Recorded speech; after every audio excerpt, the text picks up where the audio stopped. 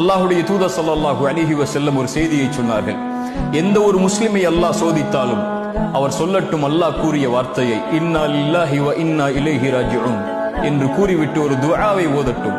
யா அல்லாஹ், இந்த சிரமத்தை என்னுடைய வாழ்விலிருந்து நீக்கிவிடு, இதை விட சிறந்த ஒன்றை, நீ எடுத்ததை விட சிறந்த ஒன்றை எனக்கு கொடுத்து விடு என்ற துஆவை ஓதுமாறு அல்லாஹ்வுடைய தூதர் ஸல்லல்லாஹு அலைஹி வஸல்லம் சொன்னார்கள். உம்மு சலமா, அவங்களுடைய கணவர் அபூ சலமா ரலியல்லாஹு அன்ஹு மரணித்து விட்டார்கள்.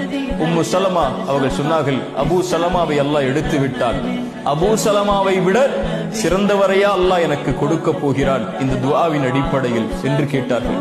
உம்மு சலமா ரலியல்லாஹு அன்ஹா அவர்களுக்கு அல்லாஹ் யாரை கொடுத்தான்? அபூ சலமாவை விட சிறந்தவர் இந்த பூமியில் இல்லை என்று அவராக நினைத்தார்கள். அல்லாஹ் கொடுத்தான். இந்த உலகத்திலேயே அவரை போன்று சிறந்த மனிதர் யாரும் இல்லாத முஹம்மது ரசூலுல்லாஹ் ஸல்லல்லாஹு அலைஹி வஸல்லம். இந்த உலகில் எதுவும் நடக்கலாம், எதுவும் எடுக்கப்படலாம். எந்த ஒன்றையும் அல்லாஹ் எடுத்தாலும் அது உங்களுக்கு நலவுதான். எந்த ஒன்றை அல்லாஹ் உங்களுக்கு கொடுத்தாலும் அதுவும் நலவுதான். மனிதன் அறியாதவன், அல்லாஹ் ஒருவன் தான் அறிந்தவன்.